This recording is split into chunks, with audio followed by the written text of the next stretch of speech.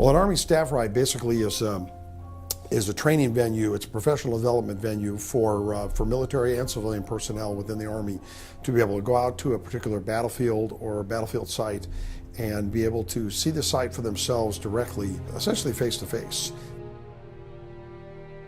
Almost all the people in our group here, colonels, general officers, senior non-commissioned officers, are Cold War veterans. And we lived with the outcome of World War II, a divided Europe. And in fact, what we're seeing happening today is a continuation or a ripple of the end of World War II. So I thought it was important to understand the effects of strategic decisions.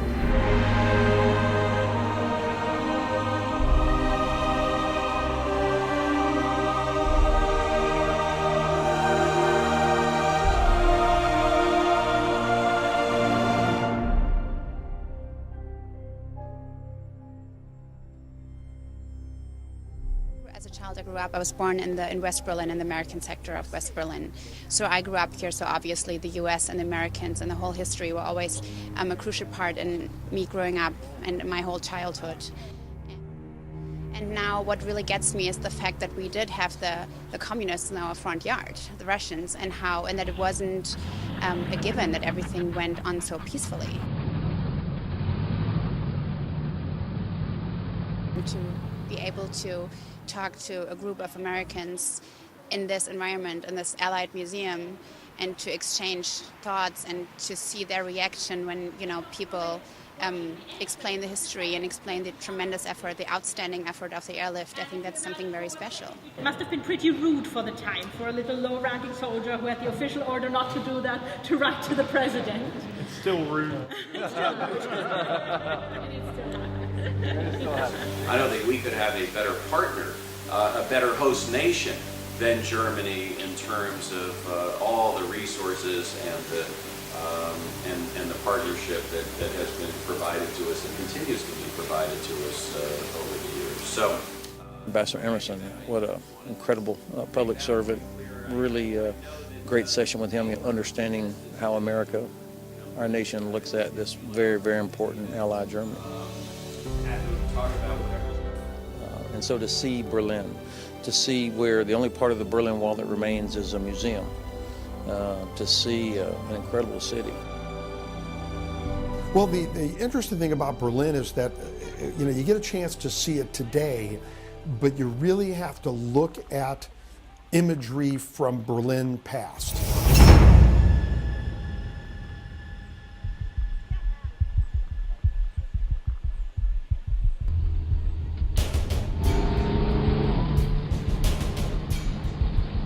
And it's so difficult today in walking through the Brandenburg Tor, the Brandenburg Gate, to look at it and realize that only 35 years ago, or 30 years ago, you couldn't walk through that gate.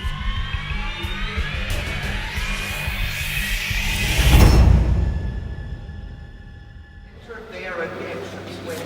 If you stand in front of the entrance way, you tell us to see an incredible city. Yesterday we were able to visit the Reichstag, which still has Russian graffiti on it from 1945.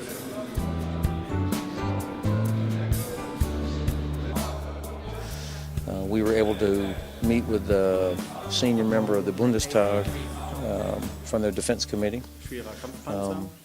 So a chance to really appreciate the German resilience.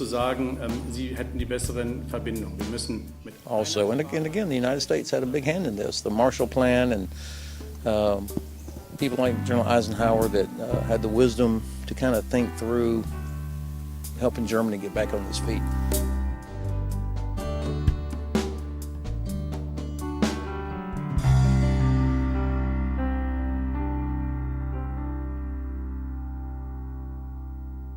The second day is to learn about the battle in the East, which is new for Americans, so they never came here. And this is the way of Russian Wehrmacht warfighting, and it's worth to study. There are some good examples which are still valid, so rules and guidelines which are still valid as of today. It's warfighting.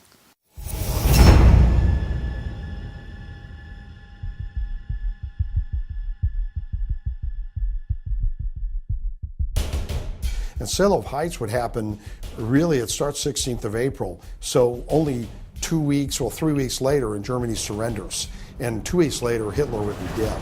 So it gives you an idea of the magnitude of this last battle and this last major action of the war. And that's one of the significance about it. And the Germans had to reorganize out of a sudden another front fighting the Russians between Berlin and the Oder. This was not intended to do, this was not expected, but it was given by the Russian advance.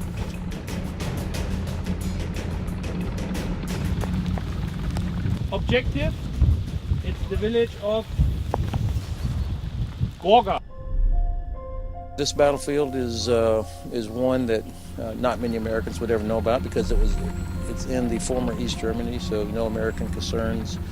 And it was German Wehrmacht versus Soviet, so it's a chance to expose our officers to a very important battle that most of us wouldn't know anything about.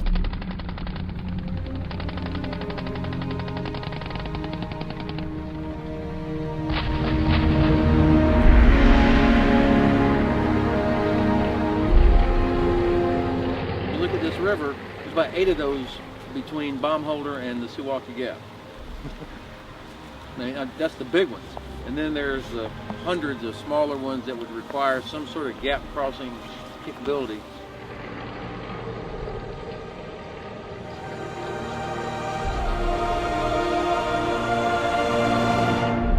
Fighting as a coalition, there were some additional options, and the commander, and I forget his name, help me out, the pole that was to the north. Rostovsky. Yeah, David made that point on how did that factor in. There was an option to reinforce in the north. They made a conscious decision because of the depth to Berlin that they didn't have to worry logistically as much because they weren't going as deep because they could only go so far. I like this staff ride better than any other staff ride that I've had, and the reason is because I think it was a little bit more detailed. It's the camaraderie that happens amongst all of us that are on the staff ride. So getting to hear other people think and talk and work through issues, and then to think back how other people had to solve some really hard problems and then try to apply that to ourselves today. Although it was a total different war and a total different political environment, I think there are some rules and guidelines and principles which are still valid and which we can learn from. But I think the last couple of days has either reminded me or opened my eyes even more to the resiliency of German people, both during wartime and in the aftermath.